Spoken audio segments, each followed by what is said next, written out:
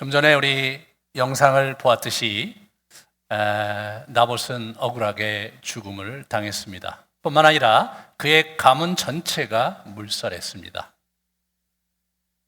참 우리로서는 굉장히 당혹스럽고 이렇게 억울한 죽음 앞에 하나님 뭔가 하셔야 될 것이라고 생각을 했는데, 하나님께서는 아합에게 오히려 징계를 하실 것 같이 하시다가 이렇게 자비를 베푸시고 기회를 주시는 그러한 좀 당혹스러운 모습을 우리가 보았습니다.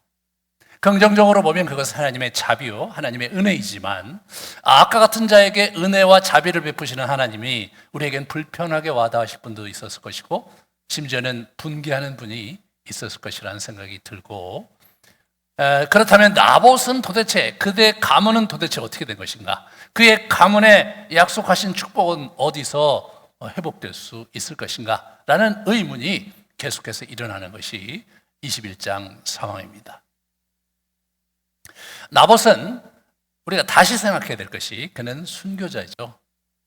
여호와의 신앙을 가지고 고수하다가 바알과 아세라를 섬기는 정치 세력에게 무참히 학살당한 그는 순교자입니다. 순교자의 피는 하나님이 헛되게 하시지 않을 뿐만 아니라 요한계시록에 보면 반드시 그 피를 보응하시고 그 순교자의 삶을 높이 이렇게 평가하시며 또 복을 주실 것을 약속하고 있는 것을 보게 됩니다. 그렇다면 아합은 어떻게 되는 것인가? 3년이 지난 오늘 아합을 하나님께서 드디어 징계하십니다. 아합을 징계하시지 않으려고 하셨던 것이 아니라 집행유예를 하시면서 아합에게 회개할 기회를 주시려는 하나님의 크신 자비가 있었던 그런 상황이었습니다. 아합은 드디어 죽음을 맞이합니다. 오늘 본문이 상당히 묘하게 기술되는 걸 보게 돼요. 오늘 이스라엘의 왕이라는 이름이 이제 나와요. 또 남유다에 있는 왕 여호사밧이 나오는데 아합이라는 사람의 이름은 한 번 나와요. 자, 우리 2절을 잠깐 보면 셋째 해에 유다의 여호사밧 왕이 이스라엘 왕에게 내려가매 이렇게 나옵니다. 이스라엘 왕에게 내려가매 이렇게 나오죠. 그러니까 유다 왕 여호사밧이 이스라엘 왕 아합에 내려가매 이런 식으로 표현하는 게 아니에요. 아합이라는 이름이 빠져요. 본문에서 계속해서 이스라엘 왕이라는 이름 표현이 지속적으로 10여 차례 나오는데 아합이라는 이름이 안 나오고 여호사밧의 이름은 아주 많이 나옵니다. 그러다가 20절에 가서 보시면 여호와께서 말씀하시를 누가 아합을 깨어 그를 길앗 라못에 올라가서 죽게 할 거라고 하늘 보좌의 어전 회의에서 하나님께서 말씀하실 때 아합을 누가 깨어서 길앗 라못에서 죽게 할 거라고 물으실 때 아합이라는 이름이 나오는 거죠. 이 길앗 라못 전쟁은 하나님께서 아합을 징계하시고 그의 죽음의 날을 정하신, 아합에게 초점이 맞춰져 있는 표적 전쟁이었던 것을 저자는 분명하게 웅변적으로 우리에게 들려주고 있는 것이죠. 그 전까지 아합이라는 이름이 계속 나오다가 22장에 갑자기 아합이라는 이름이 사라지는 거예요, 여러분. 그래서 읽는 사람으로 하여금, 듣는 사람으로 하여금 뭔가 분위기가 전환된다는 그러한 기분, 그러한 뉘앙스를 전달하면서 이야기가 전개됩니다. 이 마지막 아합이 죽던 전쟁이 있던 무렵에 그 정치 외교적 상황과 그리고 영적 종교적 상황을 우리가 보면서 지금 이 상황 자체에 좀 깊이 들어갈 때 하나님께서 어떤 의도와 어떤 포커스를 가지고 아합의 징계를 이렇게 사람들에게 보이시는지를 잘 우리가 보기를 원합니다. 첫 번째, 아람왕 벤하닷과 전쟁 없이 3년을 보냈다, 그런 얘기를 하고 있어요. 전쟁은 언제 있었냐면 앞에 두 장 건너서 20장 후반부에 전쟁이 있었고 두 차례 아합이 크게 이겼어요. 그리고 베나닷을 죽일 수 있는 찬스에서 베나닷을 살려주는 장면이 20장에 나옵니다. 같이 한번 보실까요? 왕의 종 베나닷이 청하기를 내 생명을 살려주옵소서. 왕 완전히 이제 납작 엎드립니다. 당신의 아버지께서 빼앗은 모든 성읍을 내가 돌려보내리이다. 그래서 그러니까 자기 아버지가 빼앗은 거 내가 다 돌려주겠다. 그러니까 아합이 이르되 내가 이 조약으로 인해 당신을 놓으리라 하고 이에 더불어 조약을 맺고 그를 놓아줬습니다. 놓아줬어요. 정치적으로 국제 역학관계 속에서 아합은 그렇게 판단을 한 거죠. 하지만 시리아의 군주인 그 베나닷은 북이스라엘을 놔둘 수가 없어요. 왜? 자기의 나라가 번성하고 강해지려면 그쪽에 이 물류를 장악해야 될 분명한 필요가 그 사람에 있었기 때문에 좌시할 수 없는 그의 평생의 과제였습니다. 그런 그를 살려준 아합이 결국은 그의 손에 죽게 되는 어처구니 없는 일이 벌어지는 것이 오늘 상황이죠. 이때 이 사람이 남유다 그 여호사밧 왕과 동맹을 맺었습니다. 그것은 아마 베나닷을 물리치고 나서 그쪽의 패권을 장악하면서 자연스럽게 여호사밧 왕이 이렇게 올라와서 또는 이렇게 정치적인 상황에서 외교적인 관계를 맺었던 것으로 생각해 볼 수 있어요. 한번 우리가 그림을 보면 저 북이스라엘이 저렇게 강력히 북쪽에 있고 남유다가 저렇게 있는데 사실 남유다는 산지예요. 저쪽에 해안 평야가 있는데 거기 블레셋 이렇게 있거든요. 그러면 유다가 있는데 유다는 남쪽은 광야고 북쪽은 다 이게 산지예요. 우리나라 강원도보다도 반 정도 되는데 대부분이 산지인 나라가 유다입니다. 북쪽에 이스라엘은 컸죠.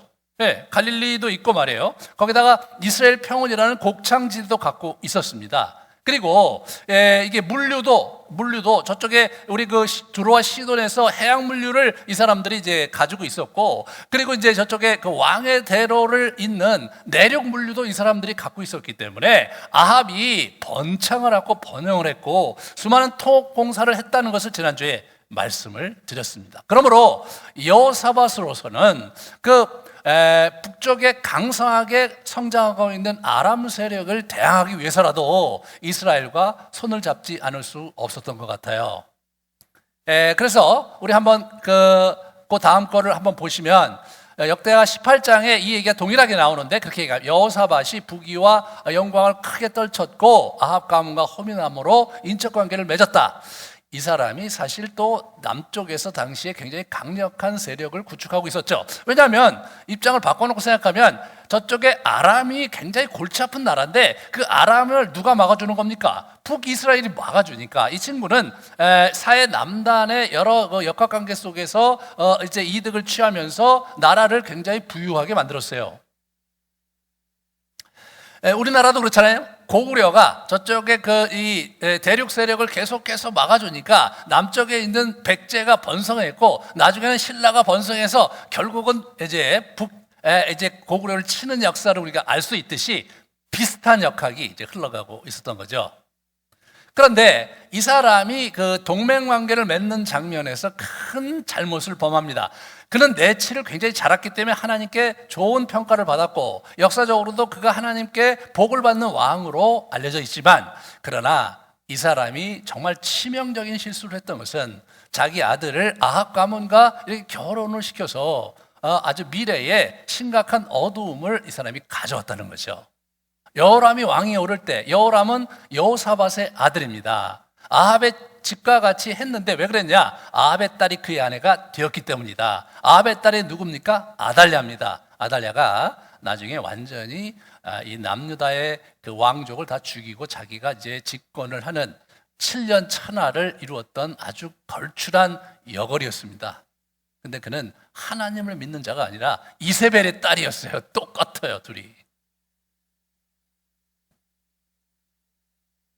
나중에 우리 여호사밧에 대한 얘기는 좀 더 할 기회가 있을 거고요. 이런 상황에서 어떻게 되냐면 이제 그런 정치적으로 완전히 이제 아합이 장악을 한 거예요. 전체를 역학을 장악을 하고 나름대로 평안하게 잘 살고 있었는데, 또 한 가지 이제 내치를 하는 데 있어서는 뭐가 필요했냐면 이 종교적인 정책을 이 사람이 어떻게 쓰는가에 있어서 이게 이제 아주 종교를 묘하게 정치에 이제 활용을 하고 있었습니다. 아합은 자기 안에 이세벨을 통해서 바알과 아세라라는 그 토착 신앙의 그 종교 세력과 결탁하고 있었고, 전통적으로 자기 민족의 조상으로 내려온 여호와 종교를 또 같이 이렇게 엘리야로 대변되는, 오늘 미가야 선지로 대변되는 그런 두 개의 종교 세력 속에서 북이스라엘을 장악하고 있었어요. 그러니까 이 사람이 정치적으로 두 종교 집단에게 적당한 그 유화 제스처를 정책을 쓰면서 자기 정권을 유지하고 있었습니다. 아합은 전형적으로 그 길을 모색했던 인물이었습니다. 뿐만 아니라 이 사람은 아주 기가 막히게 뭐냐면 이 400명의 선지자, 어영 선지자 집단을 만들었어요. 왕상 18장에 보면 갈멜산에서 이제 대결을 하고 엘리야가 이제 450여 명의 그 바알 선지자를 죽이죠. 그러고 나서 이 사람이 도망갔다가 다시 오는데, 그때 오바댜 선지자의 말에 의하면, 오바댜 재무장관의 말에 의하면 100명의 사람을 숨겨놨다. 이세벨이 다 그 사람들 죽일 때 한 걸로 봐서 지금 400명이 됐다는 것은 그 이후로 이 사람이 추가로 사람들 더 긁어 모으고 해서 나름대로 400명의 집단을 마련하고 그들을 통해서 하나님과 소통하려는 그런 제스처를 하고 있었던 것이 너무나 분명합니다. 당시에 그 역사가들에 의하면 그 당시에 그 이 고대 근동의 종교에서 보여주는 그 신학은 어떤 거냐면, 그 신이 사실은 자기 멋대로 움직이거든요. 네? 어떤 룰을 가지고 원칙을 갖고 움직이는 신이 아니에요. 유일하게 여호와 하나님만 룰과 원칙이 있었고 그것을 책으로 기록했을 뿐이지 다른 신들은 그러지가 않았어요. 그냥 신이 진노했으면 그 진노한 걸로 끝난 거예요. 그러면 신을 위로하고 위무하면서 그런 위기를 모면하고 그렇게 하면서 뭐예요? 본인들이 원하는 바를 그 신들로부터 얻고자 하는 그런 신학이 그들의 신학이었어요. 이 아합이 그런 신학을 가지고, 요즘은 얘기하는 무속신학이고 샤머니즘적인 그런 신학을 가지고 언약신학적인 관점에서 섬겨야 되는 하나님을 섬기고 있었던 거죠. 그래서 하나님을 위무하고 하나님을 달래고 하나님께 제물을 많이 드리면서 자기의 속셈을, 정치적인 야욕을 그가 이렇게 취하고 있었던 그런 상태에 있었습니다. 이 400명의 집단을 보면요, 아주 재미난 표현들을 우리가 이제 볼 수 있는데요. 7절 이제 12절 이렇게 보면 어떤 게 있냐면, 여호와의 선지자가, 우리가 물을 만한 여호와의 선지자가 없느냐, 그런 얘기를 우리 여호사밧이 얘기를 해요. 400명의 선지자가 이렇게 얘기를 있는데, 그들의 하는 걸 보니까 뭐 저게 무슨 선지자들이야? 이렇게 얘기하면서 여기 여호와의 선지자는 없냐고 이렇게 묻고 있는 장면에서 여호사밧 눈에 보기에도 이제 이게 사이비가 너무나 분명했던 거죠. 22절에 하나님께서 이제 그 천상에서 얘기할 때 그 어떻게 얘기하냐면, 그 천사들이 아합의 그의 모든 선지자들에게 거짓의 영을 보내겠다, 그런 얘기를 하고 있어요. 그때 하나님의 또는 여호와의 선지자라는 말을 안 써요. 그리고 우리 그 38절에 여호와께서 하신 말씀대로 우리 아합을 징계했다고 하는 장면에서 그 여호와께서 하신 말씀은 사실은 엘리야 선지자가 했던 말이었거든요. 그러니까 사실 미가야 선지자에게도 여호와 선지자라는 얘기가 있고 우리 엘리야 선지자에게도 여호와의 말씀이라는 얘기가 있지만, 이 400명의 선지자는 분명히 여호와의 이름으로 여호와의 뜻을 이렇게 하나님께 구하고 알려주는 선지자이긴 했지만, 그들은 성경에서 여호와는 아무 관계가 없는 선지자들로 얘기를 하고 있습니다. 오늘 본문에 또 한 가지 주목해야 될 사실은 뭐냐면, 엘리야 선지자가 철저히 배제되고 있다는 거예요. 그러니까 21장에서 엘리야 선지자가 아합에 우리 경고를 했고, 그러나 아합이 회개하고 겸비하자 하나님께서 세컨 찬스를 주셨을 때 그 이후로 또 엘리야가 뒤로 쑥 빠져 있고요. 그리고 우리 여호사밧이 이 사람들 외에 여호와의 선지자에게 물을 사람이 없냐, 이런 얘기를 했을 때 어떻습니까? 엘리야 얘기를 안 해요. 미가 선지자 얘기를 합니다. 그리고 이 사람이 무슨 얘기를 하냐면, 저 녀석은 말이야, 저 녀석은 나에게 좋은 말은 하나도 안 한다 이거예요. 나에게 악한 말을 하는 놈이다, 그런 얘기를 3번이나 해요. 그런 걸로 봐서 자주 불러다가 미가야 선지자 얘기를 들었던 것은 분명한데 엘리야는 부르지 않았던 것 같아요. 엘리야는. 그들은 어용 선지자였습니다. 아합을 위해서 나불대는 어용 선지자였어요. 13절과 24절에 그 특징이 나타나는데 미가를 부르러 간 사신이 일러 이르되 선지자들의 말이 하나같이 왕에게 길하게 하니 당신의 말도 길하게 하소서. 이렇게 뭘 왕에게 길하게 하다. 이게 무슨 얘기냐면 이 토브라는 히브리어를 썼는데 이게 선하다, 좋다, good 이렇게 이런 거거든요. 그러니까 왕에게 좋게 얘기해 달라 그런 얘기하는 거예요. 실제로 24절에 보면 이 미가야 선지자가 와서 왕에게 나쁘게 얘기했어요. 오늘 이 전쟁에서 왕은 죽는다 그런 얘기 했을 때 이 시드기야 이 친구가 이제 그 400명 선지자의 그 대표거든요. 이 친구가 나가서 뺨을 때리면서 주의 영이 어떻게 나를 떠나 네게로 건너가서 말씀하시더냐 이렇게 얘기를 하면서 자기는 하나님의 선지자가 맞고 자기는 주의 영을 가진 자가 맞는데 너는 도대체 누구냐? 언제 하나님께서 나에게 그런 말씀 안 하셨는데 언제 그런 얘기를 내게 들려줬냐? 이 나쁜 자석아 딱 때린 거예요. 어용 선지자가 분명하죠. 분명합니다. 여러분, 이렇게 세속적이고 이렇게 사리사욕에 또는 지도자에게 이렇게 읍하면서 그들에게 듣기 좋은 말 또 이렇게 하나님의 백성에게 듣기 좋은 말을 전하는 선지자들, 이 거짓 선지자들이 난무할 때 영적으로는 아주 혼탁하고 그리고 혼란스러운 시대가 되는 겁니다. 이 시대에 저와 여러분이 조심해야 될 것은 이 시대에 정말 메시지가 많고 이 시대에 수많은 리더들이 있기는 한데 정말로 굉장히 혼란스러워요. 이 시대처럼 이렇게 이단이 많고 이 시대처럼 좀 이상한 얘기들을 전달하는 그런 형태가 굉장히 많잖아요. 이게 인터넷 유튜브 같은 데 보면 이게 듣다가 보면 이 사람이 도대체 무슨 의도에서 이런 얘기를 하나 싶을 정도의 이야기들이 막 이렇게 범람하고 그냥 주장하면 다 하나님의 말씀이고 하나님께서 나에게 얘기했다 하면 끝나는 굉장히 그 어지러운 시대를 저와 여러분이 살고 있습니다. 아합이 살았던 시대가 바로 그런 시대였고 그렇게 만든 장본인의 한 사람이 바로 아합이었던 거죠. 하나님은 집행유예 3년을 마치고 나서 여전히 아합이 돌이키지 않자 베나닷을 들어서 아합을 치시는 그러한 이야기가 오늘 이야기죠.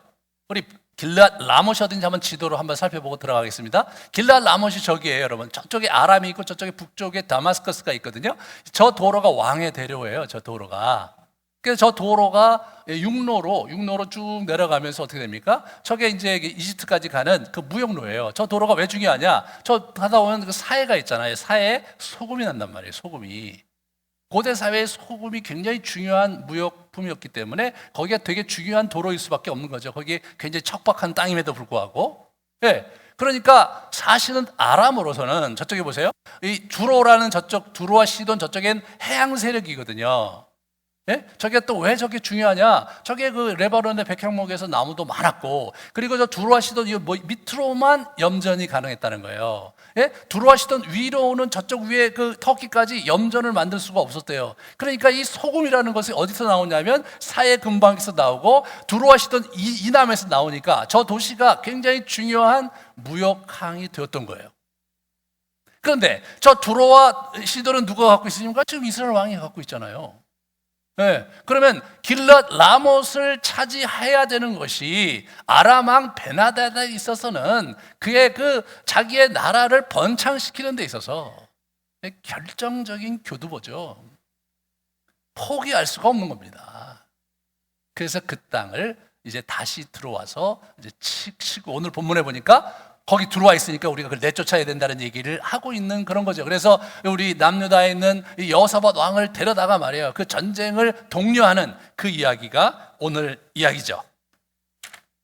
베나닷은 3년 동안 별렀던 거예요. 서력전을 하면서 물론 아합이 자기의 자비를 베풀어서 살았지만 개인적으로 볼 때 아합의 특별한 사랑과 애정이 있겠어요? 개인적으로 볼 때 그죠? 그런데 실제로 그것을 포기할 수가 없었던 거예요. 왜? 저 땅의 문제가 아람으로서는 아주 중요한 전략적 요충지죠. 저 지도가 이제 재미난 지도예요. 저 남쪽에 파란 것이 유다고, 여기 보시면 저 붉은 저 지역이 저게 이제 아합 왕국인데 조금 클로즈업 해주실래요? 클로즈업 해주실래요? 예, 감사합니다. 저희 빗금친 저 부분이 계속해서 아람과 대치하면서 아람에 빼앗겼다가 또 다시 수복했다가 막 엎치락 뒤치락한 그 이야기인데, 저희 길르앗의 라못, 길랏 라못은 사실은 굉장히 중요한 전략적 요충지이고, 저기를 차지하면 저 지역 전체를 장악하면서 이 물류, 이 육로를 장악할 수 있는 절호의 찬스인 거죠. 그래서 이 전쟁이 일어난 거예요. 베나다서도 한 발짝도 물러설 수 없고, 그리고 아합도 한 발짝도 물러설 수 없는, 그냥 방치할 수 없는 지역, 거기가 어디예요? 거기가 길르앗 라못인 거예요. 사실 아합은 이 전쟁을 안 할 수가 없었던 거죠. 타작마당에서 이제 모여갖고 합니다. 그러니까 이 사마리아 성이 있고 거기 성문 앞에 타작마당이 있었어요. 타작마당이 뭐 특별한 건 아니고, 추수할 때 거기 이렇게 전체 모여갖고 추수도 같이 하고 뭐 타작도 하고 뭐 이런 곡식들을 쌓아놓는 그런 곳이었겠죠. 농경사의 중심이었으니까 그 타작마당이 사실은 이제 여러 가지 군중 집회에도 쓰이고, 추수 때는 타작마당으로 쓰이고, 타작마당이 구약에 여기저기 나와요. 특별히 타작마당에서 왜 그랬는지가 아니라 그냥 그때 그런 상황이었던 거예요. 아합의 복심인 시드기야가 이 상황에서 어떻게 합니까? 400명의 선지자들과 함께 타작마당을 오고 가면서 예언을 합니다. 그리고 이 친구가 철로 뿔을 만들어 와서 이 뿔로 베나닷을 찔러라, 죽을 때까지 찔러라, 하나님께 그렇게 말씀하신다라고 아주 드라마틱한 이벤트를 준비한 거예요. 예나 지금이나 종교를 좀 더 어필하고 사람들의 마음을 이렇게 잘 이렇게 자기 원하는 대로 끌어가려면 이벤트가 중요하죠. 이벤트가 중요합니다. 그럴듯해야 돼요. 사람들의 마음에 뭔가 자극적이고 뭔가 아주 어필하는 그런 상징적인 그러한 행위와 그러한 도전이 있을 때 이게 먹히잖아요. 시드기야가 아주 잘 알고 있었던 친구죠. 아주 잘 알고 있었던 친구예요. 그렇게 이제 한 거죠. 아합이 정말 뭘 원하는지 너무나 잘 알고 있는 거예요. 아합은 지금 길랏 라못 전쟁을 포기할 수가 없어요, 여러분. 아합의 입장에서는. 그러니까 어떻게든지 지금 뭐예요? 이제 여호사밧을 데려다가 출전을 시키려고 그러는데, 여호사밧이 우리 그렇게 하겠습니다. 하지만 여호와의 뜻을 묻겠습니다라고 하니까 준비됐던 어영 선지자들을 데려다가 이제 하나님께 그렇게 한 거죠. 거기에 시드기야가 결정적인 기여를 한 겁니다. 그러나 여호사밧이 뭐 그 정도로 서툴진 않죠. 정말로 여호와의 선지자 얘기를 듣자고 하니까 여호와의 복심 미가야 선지자를 데리고 오죠. 아합의 귀에 거슬리는 그러한 메시지를 전했던 선지자가 미가야였습니다. 그러니까 아합의 입장에서는 저놈은 나를 위해서 좋은 얘기를 한 번도 안 한단 말이에요. 나한테 늘 악한 말을 하는 아주 고약한 놈이다, 그런 얘기를 해요. 그러니까 옆에 있던 우리 여호사밧이 그런 말 마십시오, 그런 얘기 하는 거죠. 이게 무슨 얘기예요? 여호와의 선지자가 계속해서 부정적인 메시지를 전한다는 것은 뭘 의미합니까? 이 친구가 계속해서 완악하게 자기를 변화시키지 않고 자기를 여호와의 율법 가운데 순종하는 삶을 살지 않기 때문에 지속적으로 그러는 거 아닙니까? 그죠? 아니, 지금 아합에게 좋은 말을 하는 건 뭘 의미해요? 아합이 지금 여호와의 언약 가운데 살지 않는데 그에게 좋은 말을 하고 그게 격려를 한다는 것은 뭘 의미합니까? 그게 좀 사입인 거죠. 그게 사입인 거예요. 네. 정말 여러분, 우리에게 좋은 말을 하고 우리에게 격려의 말을 하시는 분이 그게 정말 그게 다가 아니라 때로 정말 마음 아픈 말을 하고 듣기 어려운 말을 하고, 그게 진짜죠. 왜? 내가 때로 하나님의 편에 서지 못하고 내가 때로 하나님의 순종의 길을 서지 못하고 살아간다면 하나님께서 나에게 그렇게 강하게 도전하실 것이 너무나 분명하지 않습니까?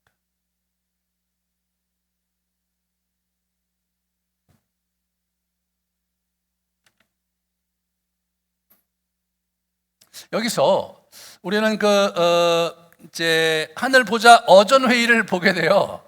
그래서 우리 환상을 봤죠. 우리 미가야 선지자 환상을 보니까 하나님 보좌 위에 앉으시고 좌우편에 쭉 천사들이 도열하고 있는데, 누가 아합을 꾀어서 길랏 라못에 가서 죽게 하겠느냐 그랬더니 막 회의를 막 하다가 한 친구 유력한 사람이 이제 한 천사가 와서 제가 하겠습니다. 아 그래? 그럼 어떻게 네가 아합을 유혹하겠느냐? 네, 제가 거짓의 영을 가져다가 그 아합의 선지자들에게 뿌려서 그들로 하여금 아합의 마음을 움직이게 하겠습니다. 아 그래? 그 좋은 일이다. 가서 한번 해봐라. 그게 이제 어전회의의 내용이에요.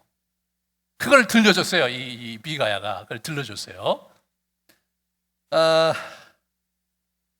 그런데 어떻게 돼요? 그런데 완전히 개무시당해요. 여러분 23절에 그런 얘기를 하면서 우리 미가야 선지자가 이런 얘기를 이제 들려줍니다. 이제 여호와께서 거짓말하는 영을 왕의 이 모든 선지자의 입에 넣으셨고 또 여호와께서 왕에 대하여 화를 말씀하셨습니다. 그렇게 얘기하는 거잖아요. 그럼 어떻게 돼요? 여기 400명의 선지자가 다 거짓말했다는 얘기하는 거 아니에요. 그러니까 이제 시드기야가 가만히 있을 수 없으니까 나오고 치면서 이 자식 네가 언제 여호와의 영이 너한테 간 거야? 이런 얘기 할 만하죠. 400명의 선지자가 다 거짓말하고 있다. 그런 얘기를 이제 한 거니까. 그러니까 어떻게 됩니까? 화를 면치 못합니다. 그래서 그를 무시하고 옥에 가두라고 하죠. 그게 이제 27절에 우리 같이 한번 볼까요? 27절을 보면 고생의 떡과 고생의 물을 먹이라 이런 얘기를 하는 거예요. 이게 무슨 얘기냐? 이 세 번역에 보니까 빵과 물을 죽지 않을 만큼만 먹여라 이렇게 얘기하는 거예요. 죽지 않을 만큼만 먹여라. 그래갖고 아주 고통스럽게 그냥 내가 돌아올 때까지 저 녀석 그렇게 있게 하라고 이제 그렇게 이제 얘기를 하면서 이제 미가야 선지자를 이렇게 이렇게 옥에 가두고 이제 자기의 길을 가는 아합을 이제 보게 되죠. 그런데 말이에요. 여러분 이 아합이 꾀돌이잖아요. 이 사람이 가면서 대책이 없을 수가 없는 거죠. 왜냐하면 미가야 선지자 말이 진짜일 수도 있는 거 아니에요? 그러니까 이제 이 친구가 이제 나름대로 또 이제 머리를 써서 나는 이제 변장을 하고 갈 테니까 여기서 봐. 당신은 그냥 왕복 입고 가 이렇게 얘기합니다. 이게 왜 이렇게 되는가? 이게 주종 관계거든요. 지금 종주권 조약을 맺은 거예요. 그러니까 여호사밧이 지금 완전히 밑으로 들어간 거거든요. 그래서 그 여호사밧이 와서 이제 얘기할 때 보면 4절에 보실래요? 4절에 보시면 이제 이렇게 얘기해요. 여호사밧에게 이르되 당신은 나와 함께 길앗 라못으로 가서 싸우시겠느냐? 여호사밧이 이스라엘 왕에게 이르되 나는 당신과 같고 내 백성은 당신의 백성과 같고 내 말들도 당신의 말들과 같으니라. 이게 무슨 말이냐면 이게 봉신이 종주에게 하는 말이에요. 종주권 조약에서 종주가 봉신에게 요구할 수 있는 게 뭐냐면 자기가 전쟁할 때 군대를 보내달라고 파병과 원정군을 요청할 권한이 있었거든요. 그러니까 이 친구가 지금 와서 이렇게 기고 있는 거예요. 그러면 이게 어떻게 된 겁니까 지금? 혹시 이제 왕을 죽여야 될 장면에서는 여호사밧이 죽어야 되는 거잖아요. 여호사밧이 찌질한 친구를 우리가 여기서 보게 되는 거죠. 그러면서 병거 타고 전장의 한 복판으로 가는데 하나님께서 이 장면에서 우리가 이제 좀 같이 생각해 봐야 될 게 뭐냐면 21장 29절에 포도원을 탈취할 때 어떻게 됩니까? 이게 회개하는 폼을 잡았거든요. 예? 그래서 이제 재를 뿌리고 막 이렇게 옷을 찢고 하는 회개의 폼을 잡았어요. 회개한 건 아니에요. 회개의 폼을 잡았는데 하나님께서 그 재앙을 물리셨잖아요. 이게 먹힌다고 생각하는 거예요, 이 친구가요. 그러니까 물론 하나님의 뜻이 그렇다 손 치더라도 내가 왕의 복장을 입지 않고 가면 뭐 어떤 일이 일어나겠느냐라고 자기 나름대로 계산하고 가고 있는 거죠. 여러분 이제까지는 아합이 자기 계산대로 안 된 게 없었어요. 자기의 잔머리로 자기 인생을 잘 살아왔고 통치도 아주 잘하고 있었어요. 하나님께서 이 아합이 제대로 된 통치를 하고 있고 이 친구가 정말로 괜찮은 친구이기 때문에 봐준 것이 아니라 이스라엘에 남아있는 고난받는 하나님의 사람들 때문에 당신의 백성 때문에 지금 이러고 있으신 거 아니에요? 그 언약 때문에. 그러니까 이 친구를 계속해서 어떻게든지 좀 제대로 좀 이렇게 만들어서 어떻게 좀 새로운 언약의 축복을 허락하시려고 하나님이 전전긍긍 하시는데 이 아합이란 놈은 어떻게든지 잔꾀를 부려서 하나님을 이용해 먹고 자기의 통치의 유익과 자기 왕국의 자기의 유익을 위해서 하나님을 이용하고 있었던 친구죠. 하나님께서 봐주신 거예요. 예? 봐주시고 또 봐주신 거예요. 그러다가 이제 정한 때가 넘으니까 하나님께서 아합을 치시는 거죠.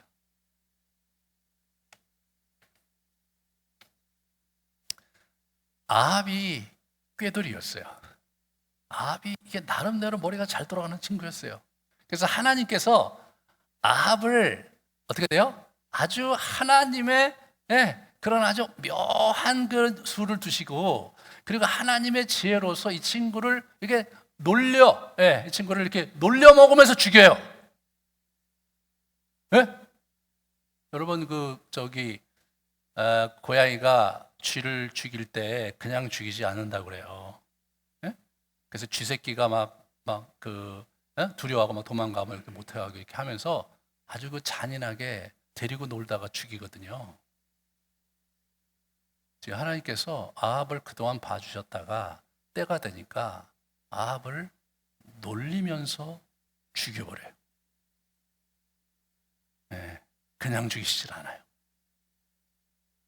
베나다시 얘기를 합니다. 32명의 병거 지휘관을 데리는 거예요. 우리 오늘날 얘기하면 이런 거예요. 탱크를 이끄는 기갑사단의 그 한 탱크 하나의 그 지휘관들을 다 불러다 놓고 32명을 불러다 놓은 거예요. 여러분, 32개의 병거면 당시에 대단한 겁니다. 대제국인 우리 누굽니까? 이 바로가 갖고 있었던 그 병거가 600승이었거든요. 그러니까 이 조그만 나라가 여러분 32개의 병거를 갖고 있었다는 것은 대단한 전력이에요. 그 32개의 병거의 지휘관을 불러다 놓고, 야, 이번 싸움은 딴 거 없다. 잔챙이들 죽이고 뭐 엄한 전투하지 말고 너희들은 집중해서 이스라엘 왕 그놈만 잡으면 된다. 특별 지시를 내려요.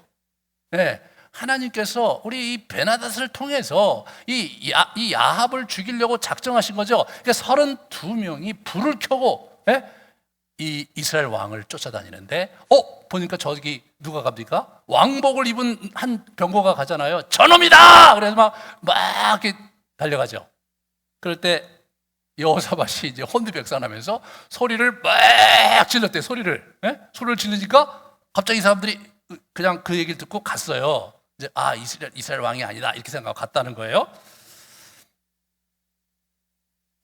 이게 무슨 말인가? 이게 이제 우리 에스라가 그걸 설명을 해줘요. 역대하 18장 32절을 같이 보면 여호사밧이 소리를 지르매 여호와께서 그를 도우시며 하나님이 그들을 감동시키시사 그를 떠나게 하셨다 이렇게 나와요. 이게 하나님께 기도한 거예요. 하나님 도와주세요 이렇게 한 거예요. 아니면 뭐 도와주세요는 말을 못하더라도 주여 뭐 했겠죠. 만군의 여호와여 뭐 이렇게 얘기했겠죠. 그런데 그게 이제 주변에서 들으면 소리를 지른 거예요. 근데 여러분, 에레미야 선지자가 지금 이렇게 11개를 쓰고 있거든요.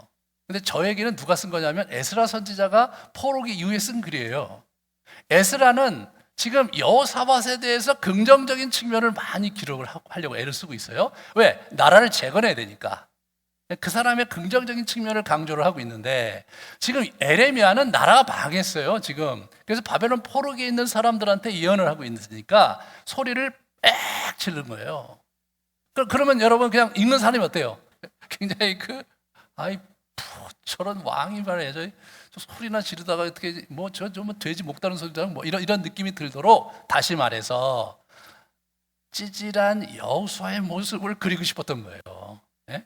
지금 아합하고 나와서 말해요. 여기 전쟁을 하는 이놈이 도대체 누구냐 이거죠. 여호와께서 이 나라를 지키시고 여호와께서 이 이스라엘을 굳건히 세우셨는데 여호와를 의지하지 않고 아합의 등을 업고 자기 나라를 지키려는 어리석기 짝이 없는 찌질한 놈 여호사밧이죠. 여호사밧이. 결국 여호사밧의 그런 삶은 자기 자녀대에 완전히 아작이 납니다, 여러분. 아작이 나요. 그거를 이제 얘기를 그거를. 하지만 그래도 하나님께서 아합의 기도를 들었듯이, 그죠? 우리 여호사밧의 그 잘못된 곳에 가서 잘못된 전쟁을 하고 있는 여호사밧의 구원 요청을 들어주신 여호와 하나님의 자비를 우리 에스라는 강조를 하고 있었던 거죠.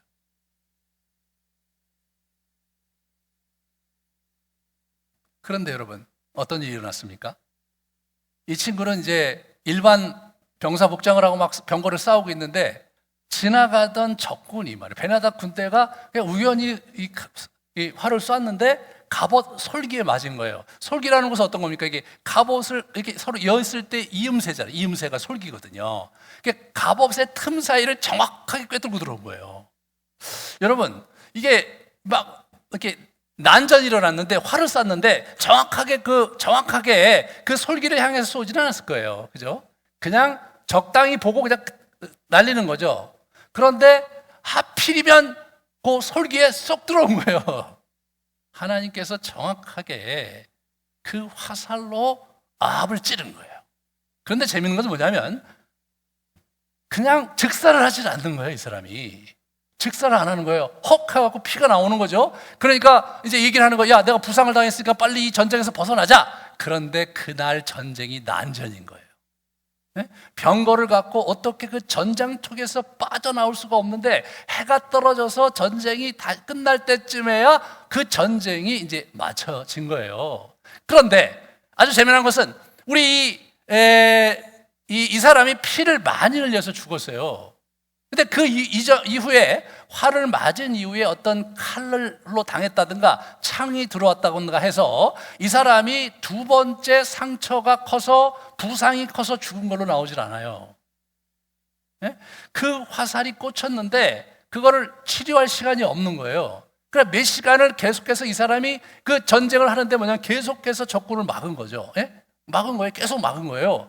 막으면서 어떻게 돼요? 그 그림 중에 하나 그 막는 거 좀 한번 보여줄래요? 제가 그 그림을 갖다 놨는데 한번 잘 적어요. 저 친구가 이제 저러다가 이제 저렇게 아주 대담하게 이제 싸우는 그런 모습을 어떤 사람이 그렸는데 그렇게 해서 어렵게 이제 싸우는 거예요. 저 그림 말고 또 멋있는 그림 하나 더 있는데 한번 찾아주실래요? 이 친구 말고 그거 말고 앞에 부분이 나올 텐데 그걸로 합시다. 그래서 저 친구가 저렇게 계속 싸우는 거예요. 그래서 저 사람이 전쟁이 끝날 때까지 자기를 죽이려는 적군을 물리치는 데 성공했어요. 그게 너무 재밌는 거예요. 성공했는데 저 사람이 전쟁이 끝나고 피를 너무 많이 흘려서 죽어요. 자, 아까 고양이 비유를 얘기했는데 하나님께서 저 친구를 좀 죽이려고 하십니다. 예, 나봇을 죽인 놈이에요. 바알과 아세라를 섬기면서 하나님의 유업의 땅을 아주 난도질한 놈입니다. 예? 가라마셔도 시원찮은 놈인 거예요. 실제로 저 가문을 완전히 가라마셨다. 씨를 다 말려버려요. 나중에 예후가 이제 이 열왕기 하에 이제 앞부분에 보면. 그런데 하나님께서 저 친구를 어떻게 대하시냐면 그렇게 화살을 꽂아놓고 오도 가도 못하게 만들고 말이에요. 수시간을 싸우는 거예요. 수시간을. 여러분, 만약에 여러분이 이 아합이었다고 생각을 해요. 맞았어요. 어떻게 해볼 도리가 없어요. 자기 이제 죽을 것 같아. 그럼 사람이요. 한 번쯤 생각해 볼 만하지 않아요? 아가야의 말이 맞구나. 내가 오늘 여기서 여호와께서 나를 죽이시려고 작정한 곳이 바로 여기구나. 이런 생각을 한번 할 수가 있지 않겠어요? 내가 죽기 전에 회개해야 되겠다. 여호와께서 이렇게 작정하시고 나를 징계하신 그 여호와 하나님을 내가 죽기 전에 회개하고 내가 주님께 나아가면서 내 죽음의 마지막 순간을 보내야 되겠다. 여러분, 그런 좀 아름다운 생각을 할 만하지 않아요? 어떤 면에서 저는 이런 생각을 해요. 하나님이 마지막까지 그래도 저 녀석이 그러니까 3년 전에 몇 년 전에 나봇 빼앗았을 때 징계했을 때 깨갱하고 자기가 막 옷을 찢고 회개하고 그러면서 나한테 오는 신용을 했는데 신용만 했지 내용이 없었잖아요. 이 장면에서 한번 뭔가 보여줄 만하잖아요. 이 친구가. 하나님의 입장에서는 마지막까지 이 아합에게 기회를 주시고 그를 지켜보고 계시지 않았나? 저는 그렇게 생각이 됩니다. 예. 그런데 이 녀석은 어떻게든지 살아보려고 자기를 죽이려고 하는 적군을 물리쳐가면서 말이에요. 예? 계속 물리쳐가면서 말이에요. 그러면서 죽어가는 거예요. 예? 그러면서 죽어가는 거예요.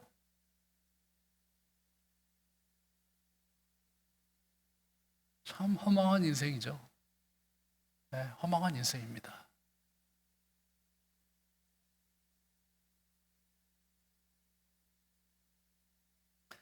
사람이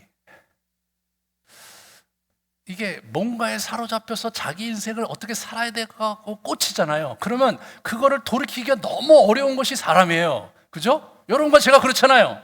나이가 먹으면 먹을수록 그게 점점 더 어려워지는 것 같아요. 그러니까 이 사람도 뭐예요? 이 사람도 나름대로 하나님을 섬기지 않는 사람이 아니에요, 여러분. 이 아합이 하나님을 안 섬기는 사람이 아니잖아요. 다만 바알도 같이 섬길 뿐이죠. 그렇지 않습니까, 여러분? 예. 그 회개하니까 또 하나님이 또 용서도 해주시고, 20장의 전쟁에서도 하나님께서 선지자를 보내서 내가 너와 함께 하겠다고 약속하시고 말이에요. 그러면서 아합에게 끊임없이 기회를 주시잖아요. 그런 사람이에요, 그런 사람. 그런데 마지막에 이 친구에게 마지막 기회를 주시면서 아합을 지켜보시는 하나님의 눈빛을 우리가 한번 가만히 머리에 그려본다면 진짜 많은 생각을 하게 돼요. 만약 내가 아합의 그 자리에 있었다면 나는 그 장면에서 죽음의 생사여탈권을 가지신 여호와 앞에 무릎을 꿇고 주여, 제가 죽기 전에 당신께 회개합니다. 제가 제 인생에 큰 죄를 지었습니다. 저를 불쌍히 여겨주십시오라고 기도할 수 있겠는가? 저는 에레미야가 지금 바벨론에서 엉망진창으로 살아가는 이스라엘 사람들에게 그 얘기를 하고 싶지 않았을까? 야, 네가 아합이었다면 지금 네가 살아가는 하나님과 멀리 떨어진 그 삶에서 정말 멈추어서 돌이킬 수 있는 그런 여지가 있지 않냐? 너는 어떻게 생각하냐? 라고 말씀하고 계신 것은 아닌가 생각해 봅니다. 아합은 하나님께서 정해놓으신 이 징계의 틀을 벗어나지를 못하고 있는 거예요. 여러분, 우리 열왕기상 20장 42절을 같이 볼까요? 예, 여호와의 말씀이 내가 멸하기로 작정한 사람을 내 손으로 놓았은즉 내 목숨은 그의 목숨을 대신하고 내 백성은 그의 백성을 대신하리라. 이게 베나닷을 그냥 살려줬을 때 하나님께서 말씀하신 거예요. 결국 베나닷이 너를 죽일 것이다 이거죠. 저 얘기를 누가 들었습니까? 저 얘기를 우리 아합이 들었던 거예요. 그렇죠? 그런 하나님께서 자기에게 선지자들을 통해서 또 수많은 얘기를 들려주셨잖아요. 그러면 그런 장면에서 한번 생각해 볼 수도 있는 거 아닌가요, 인간이? 네. 거기서 한번 진짜 이렇게 되는구나. 하나님 정말 무서운 분이시다 하면서 돌이킬 수 있는 거 아닌가요? 왜 안 돼요? 그게 안 되는 사람이 저 사람이에요.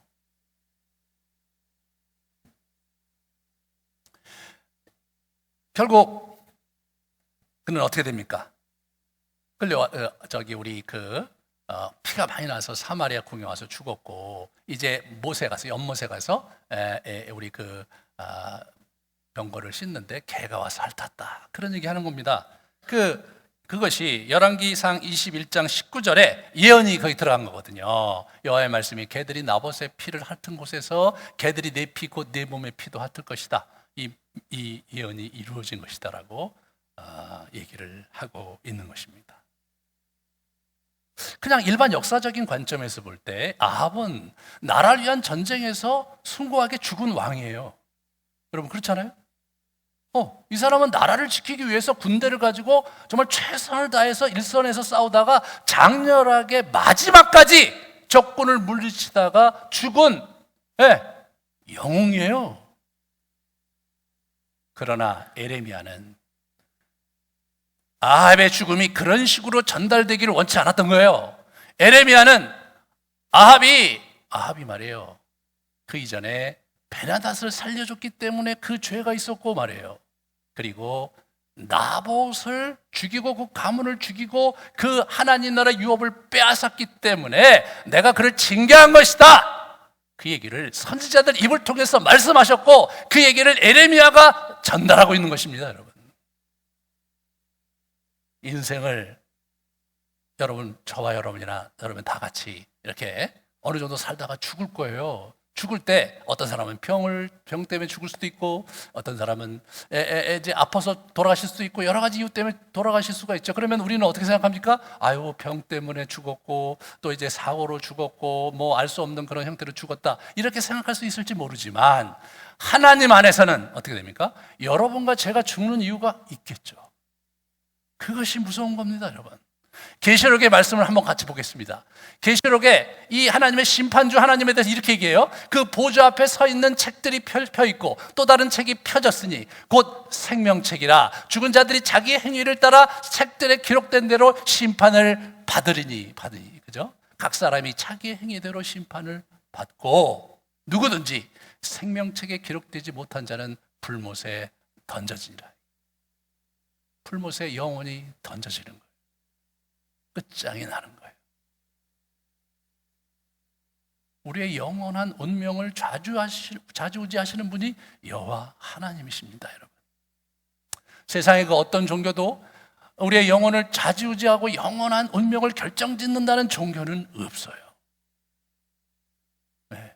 동양 종교에 뭐 죽으면 윤회를 하다 안 되면 또 이렇게 여러 영겁의 세월을 하면 윤회를 하다가 다시 돌아오는 거죠. 아니면 죽으면은 또 우리 저 조상님의 사는 그런 곳에 이렇게 가서 그렇게 조상님들과 함께 산다, 뭐 이런 세계관을 갖고 있는 그러한 동양 종교 문화 속에 우리가 살고 있습니다. 그러므로 우리 기독교는 또 기독교 나름대로 천국에 가서 이렇게 뭐 잘 살고 그러는 거다. 뭐 어느 종교든 나름대로 미래의 그러한 꿈을 주면서 현실을 선하게 살게 하고 하는 것이 종교의 기능 아니냐, 뭐 이런 것이 보편적인 어떤 사회적 가치로 자리 잡고 있는 것이 현대 사회입니다. 하지만 성경은 그렇게 얘기하고 있지 않습니다.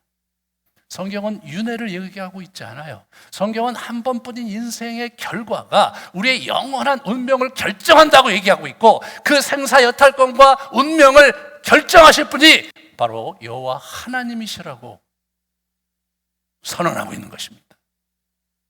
저와 여러분이 이 세상을 살면서 이 신앙생활을 하면서 그냥 한 세상 이 하나님과 예수님을 잘 붙들고 살면서 평안하고 복되게 살자, 이러한 단순한 차원에서 신앙생활하는 것을 넘어서서 영원한 좌표 속에서 여러분 나와 내 가문과 내 후손이 잘 되는 그런 신앙생활을 해야 되는 것입니다. 아합은 저때 저렇게 됐지만 결국 그 다음 때, 그 다다음 때에 한 명의 남자도 살아나지 못한 채 다 도륙을 당합니다.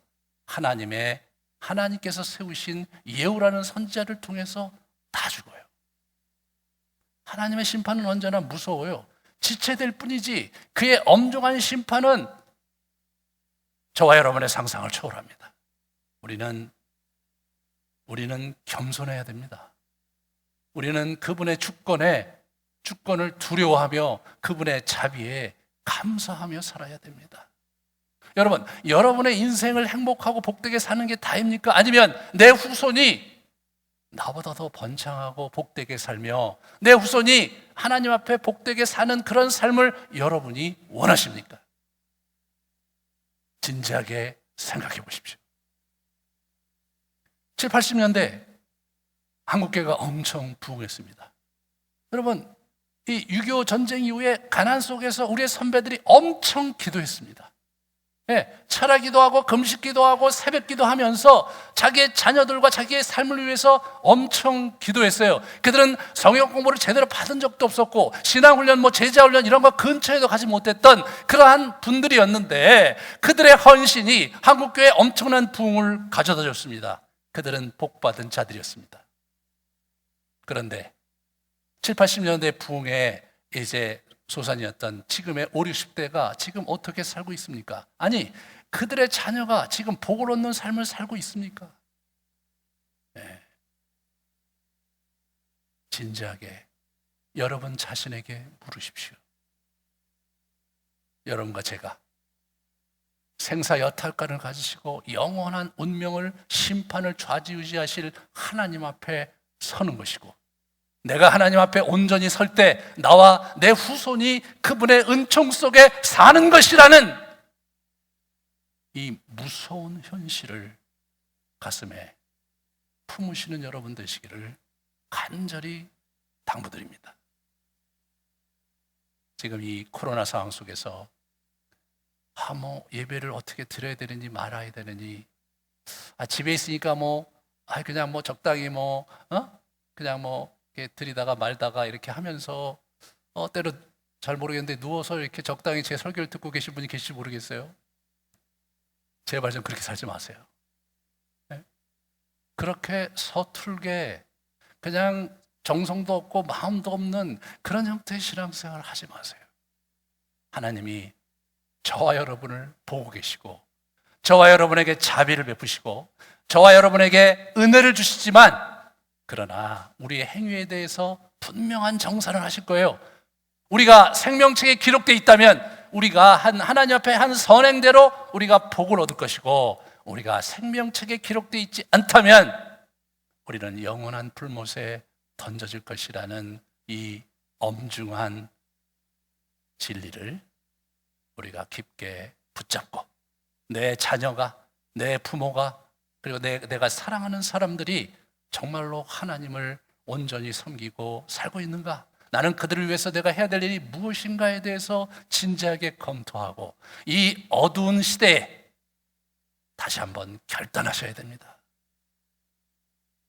우리는 좀 전환 모드를 생각하고 있는 거예요. 하나님께서 지금 이렇게 일하시는 겁니다. 하나님께서 수대를 바라보면서 그 사람을 평가하시고 인자하게 두셨다가 그 친구가 제대로 살면 후손을 축복하시고, 제대로 살지 않으면 그 공의가 당대가 아니더라도 그 다음 때에 펼쳐지는 형태로 하나님의 통치가 일어나는 것, 그것이 영적 하강기의 하나님의 통치 스타일입니다.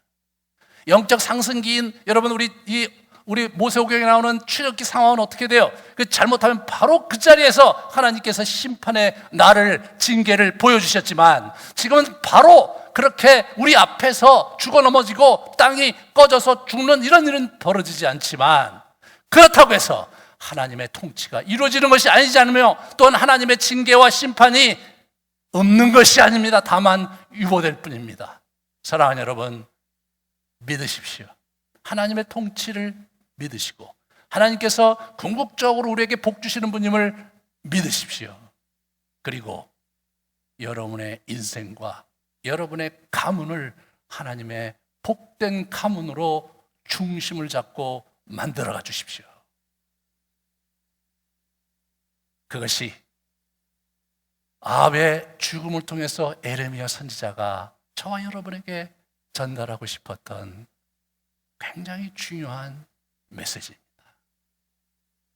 같이 한번 기도하시겠습니다.